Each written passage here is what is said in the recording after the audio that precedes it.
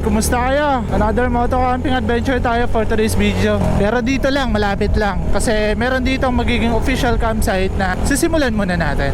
At kapag gusto nyo pala dito mag-camping, eto, dadaanan natin yung tindahan ng nagmamayari. Dito muna kayo dumaan. Mahahanap nyo dito si Kagawad Clito ng Barangay Timbayog. Ito. Kaso wala siya dito, ayan yung may mga gasol. Tapos yung campsite na pupuntahan natin, liliko tayo dito. Left turn. Going to Gubat to sa mga taga dito na nakakaalam nito, tuloy-tuloy lang muna tayo sa biyahe. So ang pupuntahan natin campsite ay napakaganda, payapang-payapa lang, probinsya. At yung magiging background natin ay kabundukan ng bayan ng Kasiguran, dahil sakop pa rin yan ng bayan ng Kasiguran. At nag-post nga ako mga tol na since marami ang gusto sumama sa atin, what if gumawa tayo ng moto and car camping tambay gaya ng ginawa nila General, para naman ay makakabanding natin yung mga nanonood sa atin, yung mga followers and subscribers natin. So dito lang din sa bayan ng Kasiguran na malapit-lapit. At ito yung campsite na pupuntahan natin. As of now, raw spot pa lang to. Kaya raw spot pa rin tayo mga tol.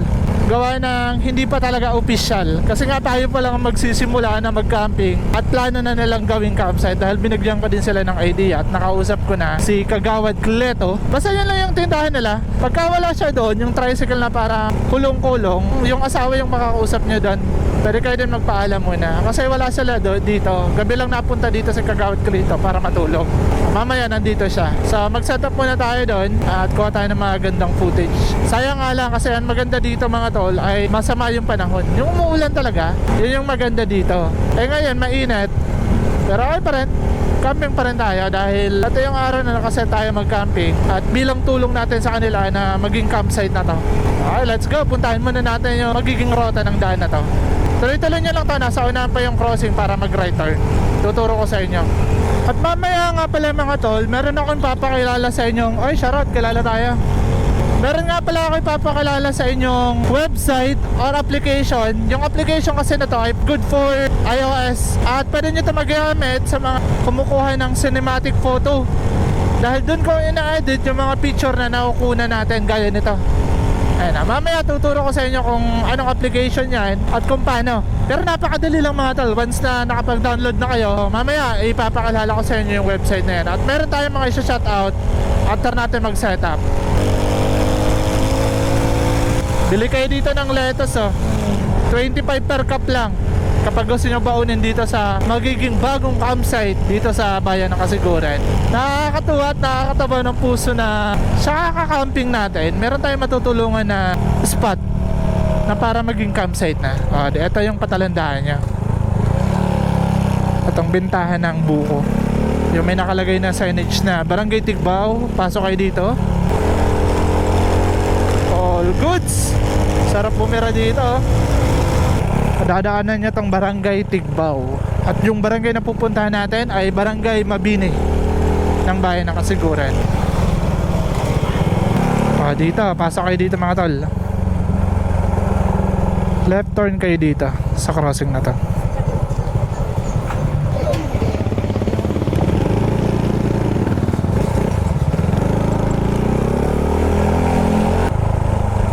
So tuloy-tuloy nyo lang tayo. Ito na yung daan papunta dun sa campsite na pupuntahan natin at magiging campsite na.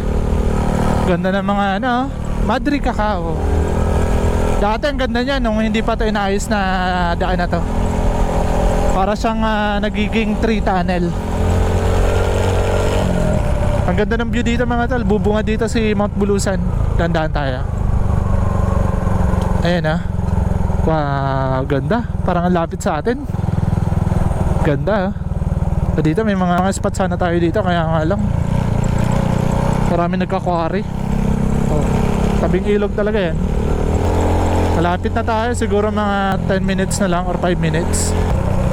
All goods na pala kalsada dito sa mga nakadaan na dito at nakapunta na, gawa ng merong ditong libreng paliguan. Kalsada na dito mga tol. Kahit dito mga tol, okay ng kalsada dito pababa. Front cam ko muna para nakikita nyo kung paano kayo makapunta dito sa pagkakampingan natin. At dito napakaganda ng view dito mga tol.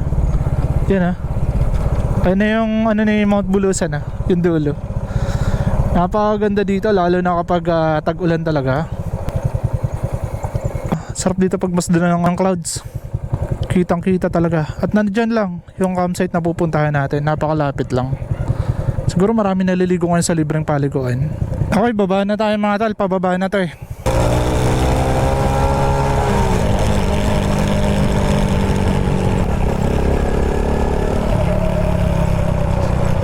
Dati dyan pa kami nakadaan mga talo. Yung hindi pa to kalsada. At napakaganda dito pag mag-umaga mga tol. Kapag lalo na kapag maulan. Dyan tumatama yung clouds. Yan yung magiging background natin. Sa mga backpacker nga pwede dyan no. Kasi sa kanila pa to mga tol. Itong property na to. O dyan sa taas. All goods pa dyan. At nandito din yung libreng paliguan. Ay, may mga naliligo nga oh.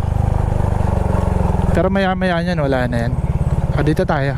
Ito yung soon to be campsite. So tignan lang muna natin yung spot. Okay, nandito si Kagawad. May CR dito mga tol. Ayan wala pa dito. Ito yung magiging spot natin.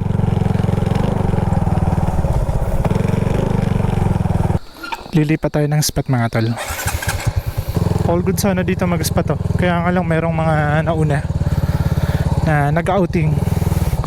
Kasi ayan ay libre yung paliguan mga tol.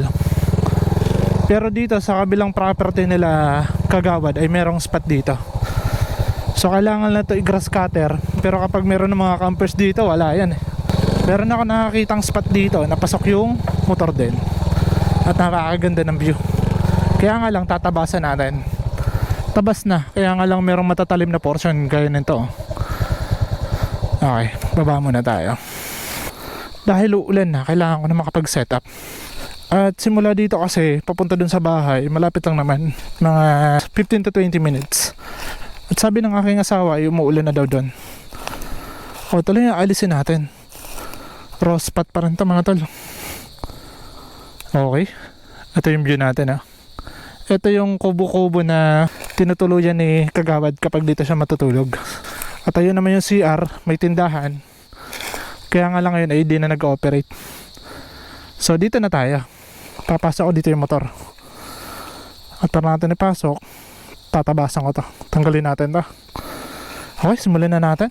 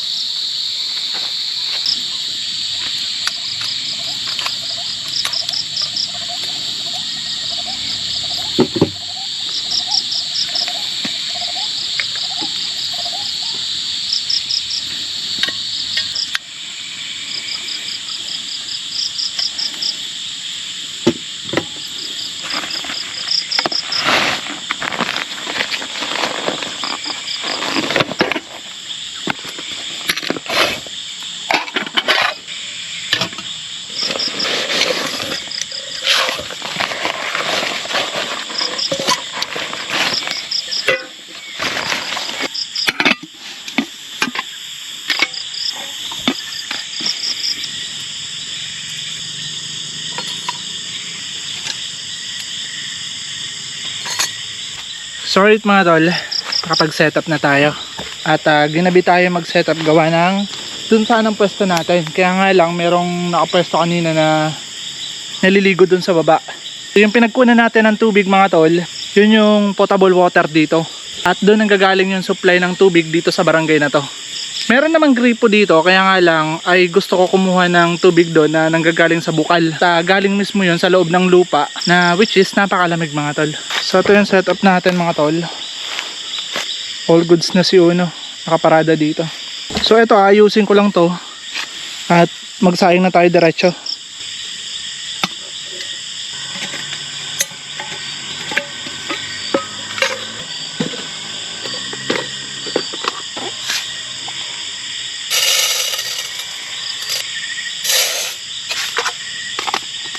Sasain muna tayo mga tol.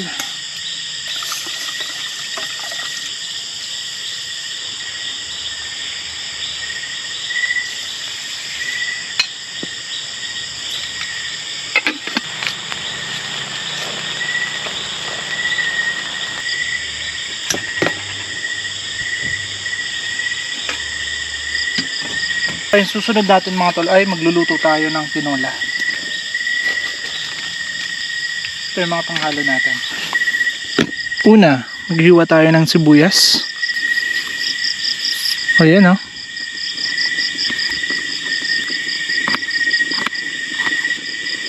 Tuloy maririnig natin o.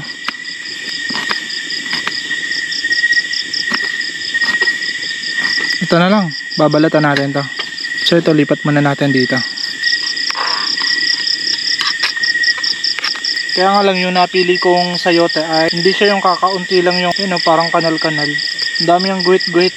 So ang gagawin natin ito, kakapalan na lang natin yung balat. Ano ba mas masarap? Sayote o papaya sa tinola? Pero para sa akin mas masarap yung sayote. Depende naman sa trip niya eh. Uy, wala siyang buto oh.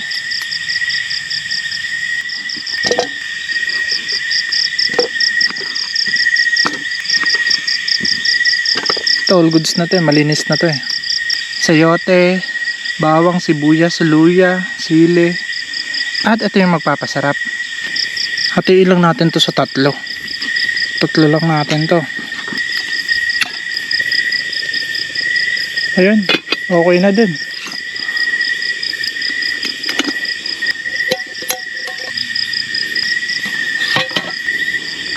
Ano ba inuuna nyo? Meron ako nakitang vlog na inuna yung sibuyas. Parang kay Red yun eh. Nakita ko inuna niya yung sibuyas. Unahin din natin yung sibuyas. Welcome to Tolit's Cooking Show. Magluluto tayo ng tinola. Tapos lagay na natin yung luya. Sama na natin yung bawang.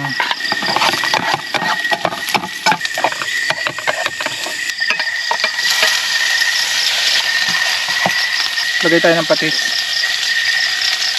Para yung nuot sarap ng manok ay maglalasa yung patis dito. Papatuyuin lang natin to mga tol dito sa patis. Pagkatapos niya, lalagyan na ng sabaw. Takpan natin.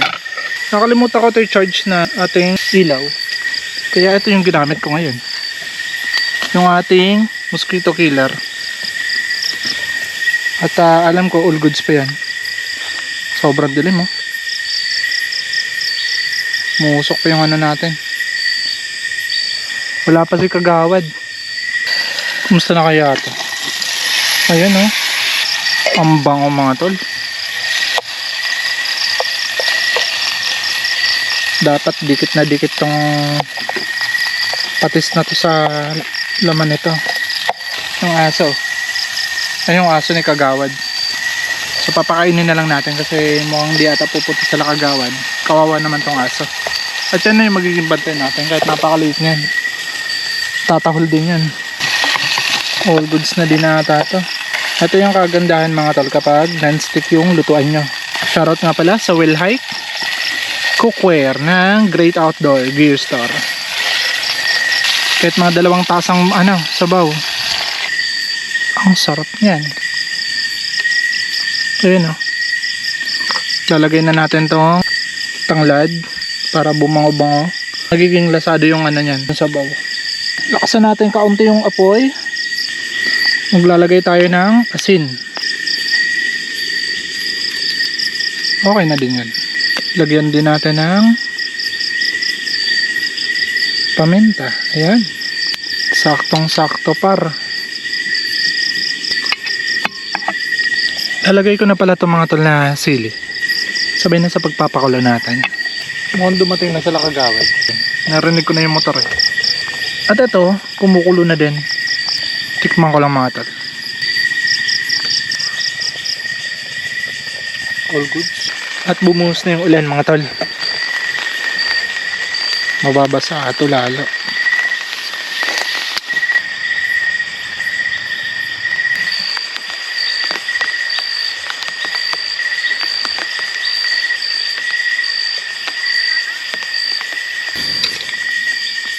Mukhang okay na to mga tol.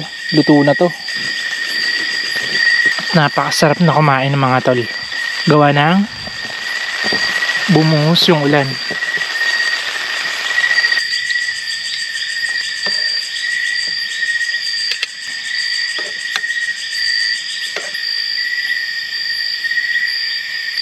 Kain tayo mga tol. Nakakagutom na.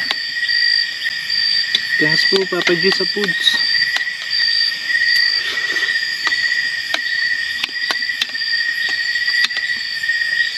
Sarap.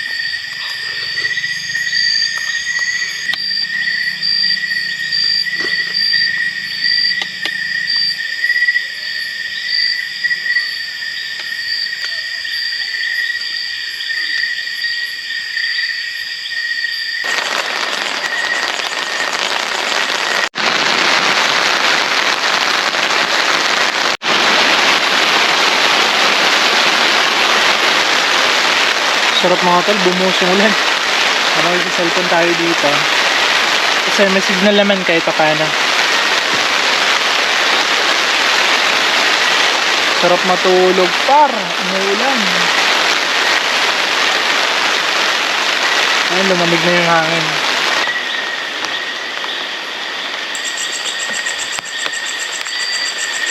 Okay mga tol, so siguro nakikita nyo yung mga post ko about sa picture natin na para siyang cinematic mode at meron ding editing video na uploaded natin sa Facebook na inedit natin through website na ipapakilala ko sa inyo mga tol.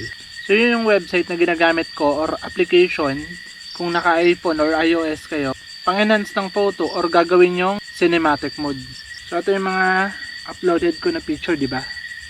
Ayan o. So, nandyan sa screen natin. Nai-enhance yung picture na yun at nagiging ganun yung itsura ng mga photo natin dahil sa Dehancer Film Emulation. Search nyo lang mga tol sa Google kung naka-Android kayo, dehancer.com. Ayan. Ito yung lalabas. Dehancer Film Emulation. So, ito yung gamit ko na website or application para maganda yung itsura ng photo natin. Lalo na for camping and travel na gusto nyo gawing cinematic mood yung picture nyo. Login mo na, gawa mo na kayo ng account.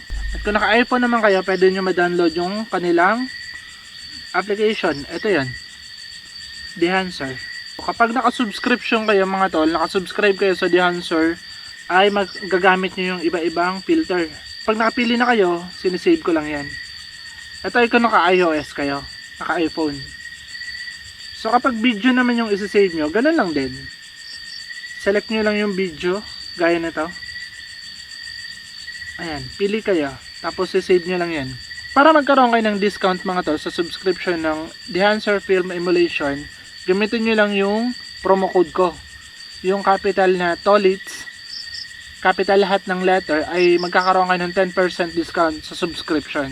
For 1 month na yun mga tol. So yung link ng website mga tol ay nasa description natin. Puntahan nyo lang yung description ko at ilalagay ko yung link. Direct na kayo pupunta doon sa Dehancer Film Emulation website. At kung naka-iOS kayo, pwede nyo na i-download yung kanilang application. Kung naka-iPhone kayo. All goods mga tol. Hindi na-apektuhan yung quality ng picture, kundi na-enhance pa ng Dehancer Film Emulation. Yun ay kung naka-subscribe kayo sa kanila mga tol. Kaya para magkaroon kayo ng discount, gamitin nyo lang yung promo code ko. Okay, dun tayo sa mga isa-shoutout natin. Okay, shoutout tayo. So, kumukuha ko ng mga shoutout natin mga tol ay dun sa last video natin. So kung meron akong last uploaded, comment lang kayo doon dahil pag camping natin, ayun na yung susunod kong isa-shoutout. Ito yung mga nag-comment sa atin sa last video. So shoutout kay Lasadek. Si Lasadek ay nakasama ko yung dalawang yun, si Dejan Pax at si Lasadek ng Infanta. Pero si Dejan Pax ay nitong nakaraang buwan lang ng Mayo ata ay pumunta sila. So nakasama ko pa rin si Dejan Pax. Pero si Lasadek ay matagal-tagal na. Shoutout kay Carl Magalona. Naka-Honda RS din to mga tol. So shoutout kay Ma'am Frenchy Channel 64. Shoutout kay Ma'am Adventure with Grace. Kay Tol ML Martin, Solid Camping. Syempre kay Sir Jerry Kapangpangan na lagi nagko-comment. Maraming salamat po sa suporta. Shoutout din kay Tuts Marabilla. Shoutout kay Adpon Bros. Shoutout din kay Hochero. And kay Ma'am Mercado. Ayan, shoutout po kay Ma'am Mercado. Shoutout din kay Boy Motovlog. And kay Chris DIY Channel na siya yung naging gabay natin dun sa spot na pinuntahan natin dun sa huling upload natin. Ang raw spot natin sa Magallanes. So yun lang mga tol. Sa mga gusto magpa-shoutout ay comment lang kayo sa comment section. At next camping natin ay yun yung kukunin natin ng mga shoutout sa susunod nating camping. So maraming salamat po kasi meron na tayong 5,161 subscribers. Maraming salamat po. Palibutin na itong ginapot na kami. Ito palibutin na pakatuloy mo. Pinuntahan ko si Kagawad mga tol. Ito yung CR. Kung hindi kayo masilang, all goods to. Meron namang bowl na tubig dito. Ang lakas ng tubig oh. So kaya kapag tayo dito, tambay, camping tambay, ito na yung spot natin. At yung mga nakasasakyan, pwede pumesto doon. Pwede maghamok sa mga punong kahoy na bukas tutor ko kayo dito. Kasi gabi na. Pero ito yung background, yung bundok na yan. Tsaka katabi yung libreng paliguan dyan oh. Naandyan lang yung libreng paliguan. Ito si Kagawad oh. Wala kasi sa tindahan kanina.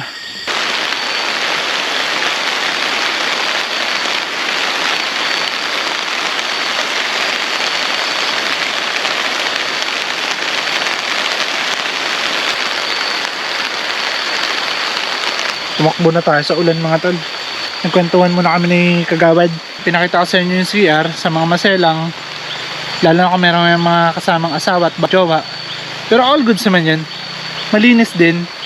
Kaya nga lang hindi lang siya naka-tiles. Sa tubig ay nakawalang problema dito sa tubig. Napapaikutan to ng katubigan. So bukas gigising tayo na maaga para makita natin yung bundok na yan. At napakasarap na matulog. Namla ako ng tubig. Merong mga bakas ng ambon. Kahit umulan pa ng napakalakas, di tayo papasukin dito ng ulan. Napakasarap lang tumulog. Maririnig mo yung bagsak ng ulan sa tarp natin. Yung mga lamok oh. Gustong gusto pumasok. Good night mga tol. See you bukas.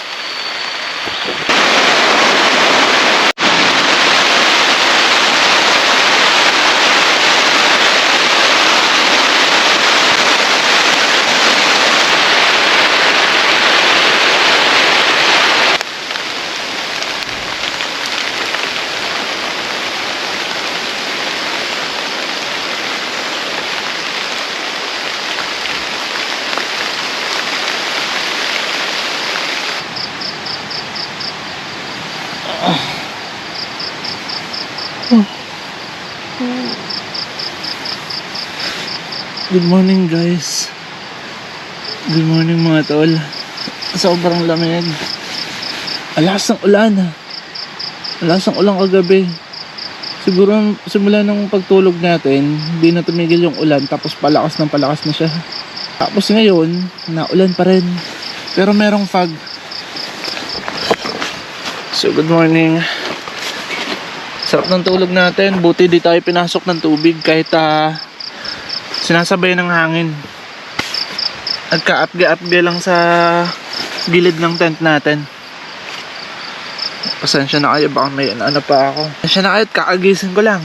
So good morning. Labas tayo. Tingnan natin yung sitwasyon ng tent natin sa labas. Basang basa. Nabasa. Kasi naapge. Ayan yung bundok na nakikita natin kagabi. Labas tayo. Sobrang lakas ng ulan kaya eto basang-basa oh. Di ko na naligpit. Tapos ito yung bundok. So, heavy rainfall ang ating naging camping. At all goods. Kasi napakasarap ng tulog natin mga tol. Napasarap yung tulog natin sa ulan na to. So ngayon ay langapin muna natin yung umaga. Pakaramdaman muna natin yung bagsak ng ulan sa ating tent. Grabe oh. Oh. Sa sobrang lamig yan tsaka lakas ng ulan. Nagka ano-ano na. Pero all goods, napakasarap ng tulog natin dito mga tol. Ang sarap dito mag-camping. Akala mo nasa malayo ka. Pero ito ay 10 to 15 minutes lang to ang layo sa amin. Ito yung perfect campsite talaga dito sa Sorsogon. Ayun na. Sisimula na naman yung ulap na yan. Pag yan eh. Kaya nga lang nadadala pa rin siya pataas kasi mahangin. Pero kung kalmado to, napakaganda dito mga tol. Okay, ayusin ko lang dito mga tol. At nang makapagkape tayo. So good morning dito sa aking munting bahay. At ito yung lugar natin ngayon. Payapa para kahit solo moto camping.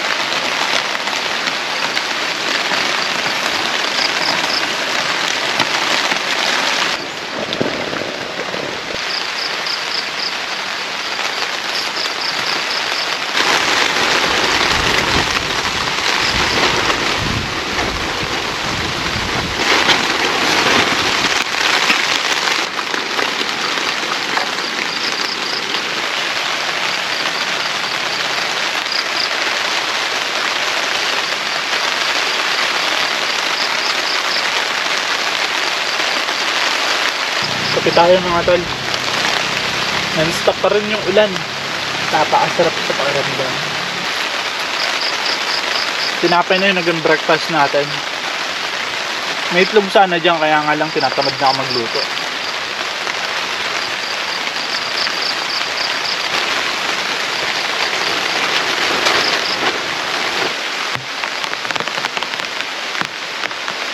Ikot ko kayo dito mga tol sa ano natin, sa spot natin. So meron kasi ako ditong mga nakitang tambo sa Bicol ang tawag, kasi di meron ditong pili. Ayan o. Oh, all goods. Ayan o. Oh, tambo ang tawag dito mga tol sa Bicol. Meron pa dito, ito. Marami ganap tayo. Ito yung masarap dito sa pili, yung tubo na to. Ang tawag rito ay tambo. Pakasarap nito.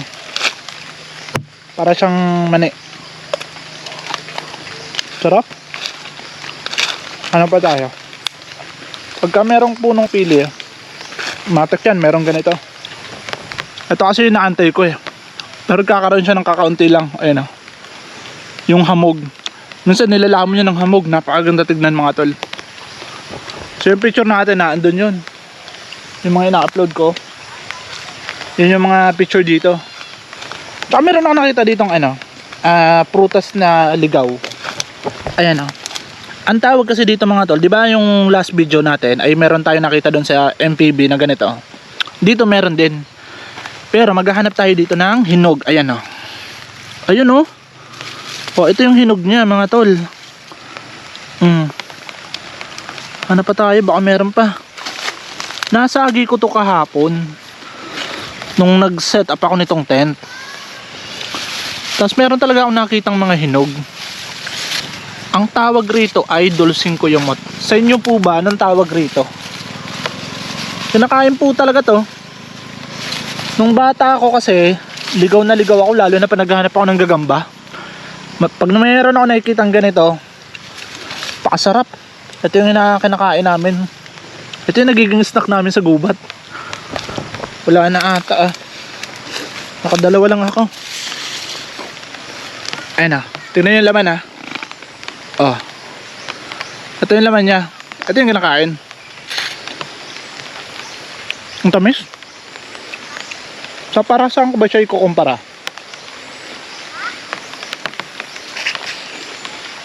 Kakaiba kasi itong ligaw na prutas na to.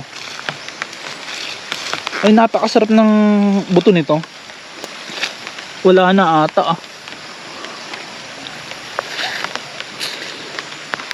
Harap wala na. Yung mga masarap ma-encounter nyo sa raw camping. Raw spot pero special lang magiging campsite kasi na-advisean ko din si Kagawad kasi napakaganda ng spot. Huwag niya nang baguhin, tabasan niya lang to. Ito kasi magpapaganda dito yung vibes ng bundok na to. Open naman makinig si Kagawad kaya ayun, all goods at meron na tayong spot dito na pwede puntahan at makapagpahinga ng madalian, diba? Wala na akong makikitang dulsing kuyumot. Dulsing kuyumot daw tawag rito So mga tol, since all goods na din naman tayo at nakapagkape na tayo dito, nakapagpahinga na din ng konti at di naman tayo naantok, naiga pa nga ako pagkatapos ko magkape dahil lumakas yung ulan at naiga tayo, pero ngayong kalmado na. So wala kasi akong dalang kapote. Ang gagawin natin nito, since malapit lang din naman, papaulan tayo, maligo lang tayo sa ulan, pero yung mga gamit ay babawasan ko na. So paunti-unti liligpit na din tayo ng gamit. At yung iba doon na lang natin hugasan sa bahay kasi malapit lang din naman. And kung gusto nyo akong samahan hanggang bahay, tara, samahan nyo muna ako magligpit.